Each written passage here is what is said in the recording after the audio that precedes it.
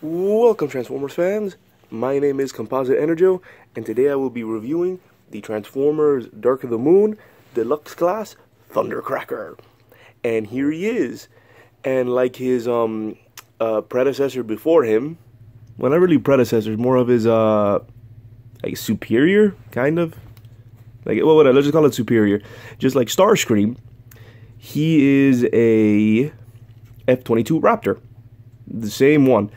And unlike the Voyager Movie 1 Starscream that I reviewed, and how I mentioned there that later versions, like this one, are a lot slimmer and look a lot more faithful to the movie version, which you'll see even more in this guy's robot mode.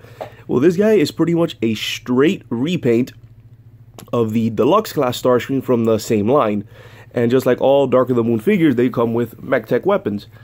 But, and here it is, but in a weird way for Thundercracker, he didn't really get an original one. Instead, they just gave him some other weapons. They just repainted some weapons from other characters.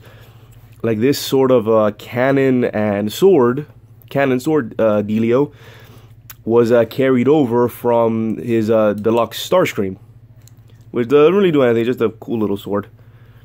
And then he has his actual mech tech weapon, which is at least I see it as like an auto cannon. Then when you pull this red bit back, it's a chainsaw.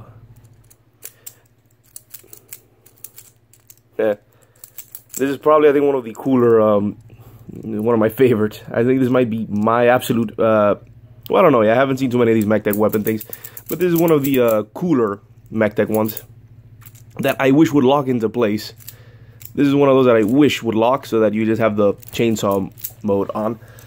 Yeah, and this is actually also not original to him. This is this was originally a Roadbuster's mech tech weapon, and to put it into robot to jet mode, just you peg it there, and peg it there, and there you go. You can pretty much have it like that, flying around. Have him fly around, chainsawing people. Well, okay. Now we got the weapons out of the way. So yeah, this is Starscream Roadbuster's old weapons repainted for Thundercracker. And yeah, this is a very, very nice vehicle mode.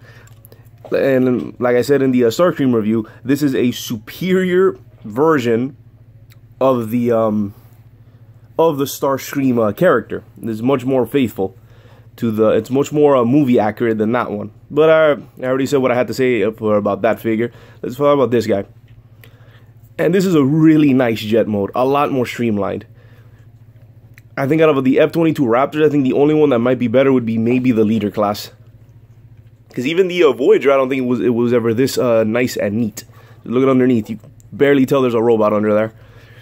And I guess to some little bit of articulation here, these back wings move. And I already said this is a also really nice paint job. It's Thundercracker blue.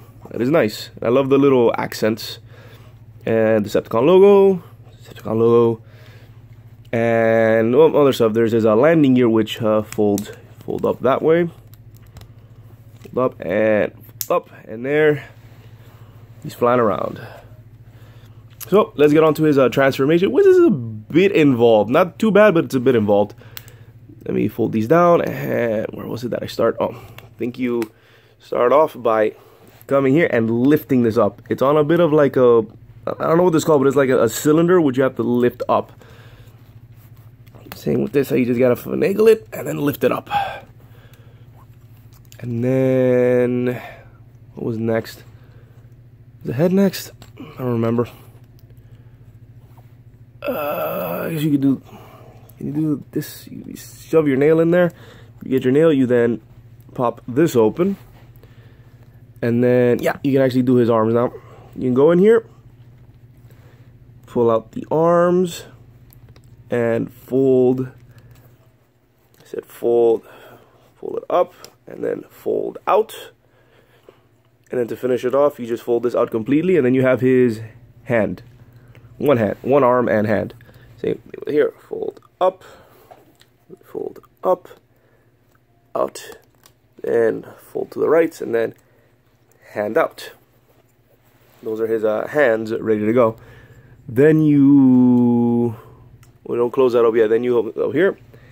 You pop this open, and then rotate this thing down, this entire section down. Just rotate it down, which will then do, and then you just push it back until it clicks, and you have his head reveal, which is, I'll show that later, but that's his head reveal.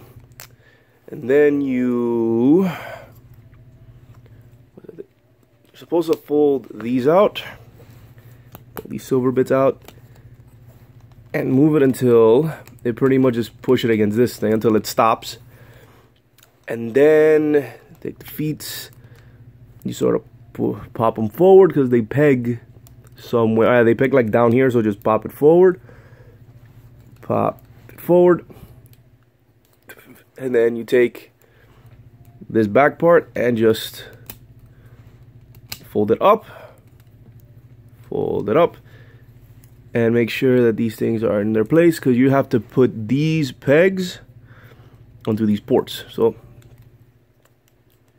make sure that happens, line everything up, and then it clicks into place.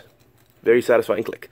Oh, forgot this part. You can just put that back up, then fold that out, and just roll it up on the other side. Fold that out, extend, extend, rotate, rotate. And yeah, and a very interesting use of and just adjust though with how you want it. Then toes out, and in a very interesting way, the actual landing gear ends up becoming this figure's heels. And let me double check. Yeah, and there you go. There's Thundercracker. And like I said before, this is a much more accurate representation of the movie version of Starscream. And it's a very nice figure. Like, for what it is, a very nice, it was a very fun transformation. It was fun. It was, I think there's like a little bit of blue on his forehead. I didn't notice that. Well, let me just get a close-up on the head. And yep, that is a very, very accurate Starscream head, or in this case, Thundercracker head. There he is. So they didn't break tradition with him. However, it's funny that I have two Transformers that have the same alt mode, but two completely different ways to transform them. I have two F-22 Raptors, but they're completely different in their transformation. But they're completely different transformation and their figures. So yeah, and this is he has the weird hand. And let's go on to articulation. The arms are probably the most articulated thing on here. They go up that far, down that far. They rotate here because of a ball joint. This has like a double joint, so you can have it fold like that due to transformation. It does that. So you have a wide range of movement. You can do almost anything with at least these arms can go in any like pose, because these is like ball joint, hinged there, everything. This is on a swivel. On ball joints do what ball joints do, especially with these ball joints down here. Legs, not as much, but you go that far there. You got some knees, you got a bunch of stuff to work with. You have a lot to work with.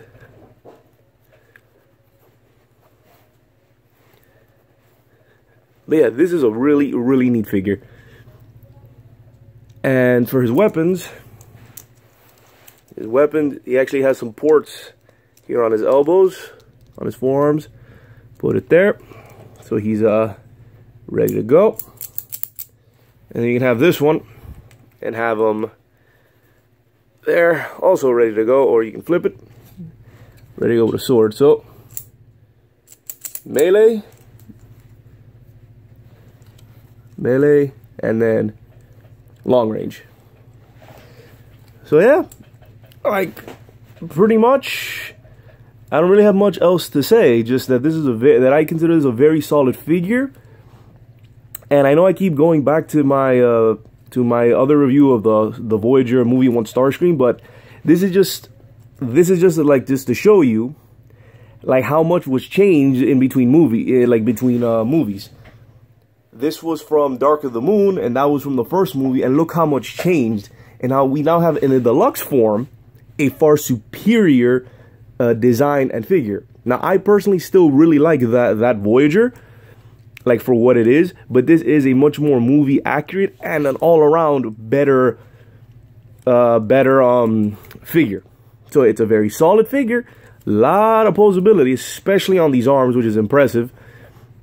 A really nice alt mode. It was a very nice alt mode.